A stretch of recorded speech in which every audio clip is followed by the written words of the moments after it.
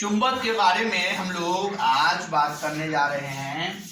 चुंबक क्या है? तो सबसे पहले हम लोग ये जान ले कि चुंबक वह पदार्थ है जो लोहा, निकेल, कोबाल्ट जैसे पदार्थों को अपनी ओर आकर्षित करता है।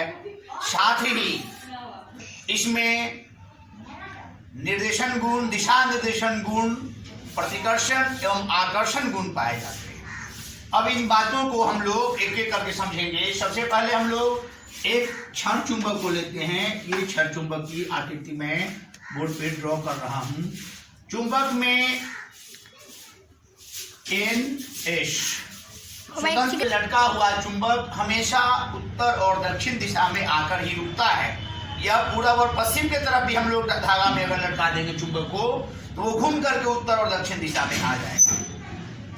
तो चुंबक क्या है, मैग्नेट क्या है? वह पदार्थ जो लोहा, निकेल, कोबाल्ट आदि को अपनी ओर आकर्षित करता है और जिसमें दिशा निर्देशन गुण पाया जाता है।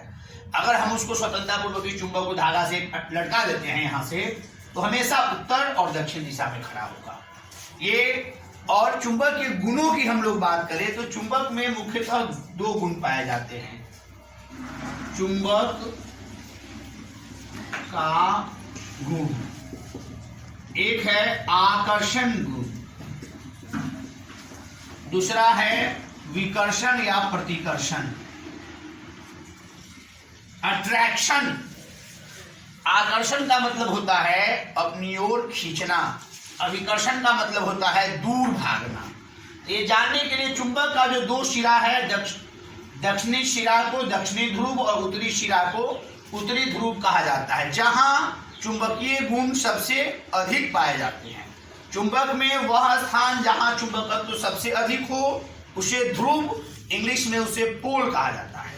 तो ध्रुवों पर आकर्षण गुण अधिक होता है। तो समान ध्रुवों के बीच आकर्षण होता है, समान ध्रुवों के बीच विकर्षण होता है। मतलब एक हम नॉर्थ पोल और नॉर्थ पोल, उत्तरी ध्रुव को एक साथ लाएंगे तो वो दूर भागेगा, और उत्तरी ध्रुव और दक्षिण ध्रुव को एक साथ लाएंगे तो वो आकर्षित होगा, चिपक जाएगा। समान ध्रुवों के बीच विकर्षण और असमान ध्रुवों के बीच आकर्षण होता है।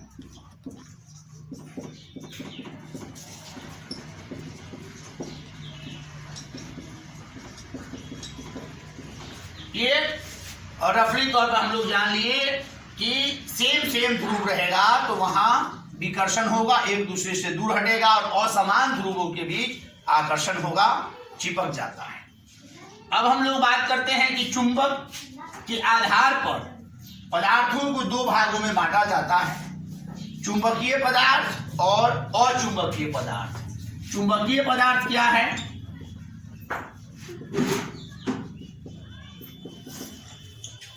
वह पदार्थ जिसे चुंबक अपनी ओर आकर्षित करता हो, जिसे चुंबक अपनी ओर खींचता हो, वह चुंबकीय पदार्थ कहलाता है। चुंबक किसे अपनी ओर खींचता है? चुंबक लोहा को अपनी ओर खींचता है। चुंबकीय पदार्थ लोहा हो गया, कोबाल्ट हो गया, निकेल हो गया, क्रोमियम हो गया।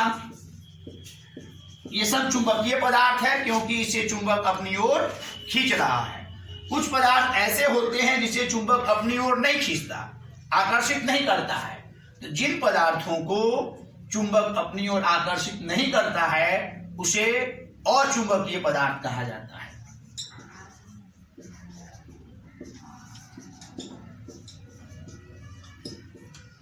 अचुंबकीय पदार्थ जिसे चुंबक अपनी ओर आकर्षित नहीं करता हो, जैसे प्लास्टिक है, कांच है, कागज है इत्यादि। बहुत सारे ऐसे पदार्थ हैं, ढेर पदार्थ तो ऐसे ही हैं जिसे चुंबक अपनी ओर नहीं खींचता है। सारे के सारे अचुंबकीय पदार्थ हैं। चुंबक की खोज की कहानी बहुत ही रहस्यमयी है। मैग्नेस नाम का एक चरवाहा यूनान का पहाड़ी पर भेड़ चराने के लिए गया और उसकी जो छड़ी थी उसके नीचे लोहा लगा हुआ था, वो जमीन में कहीं सड़ता हुआ महसूस हुआ।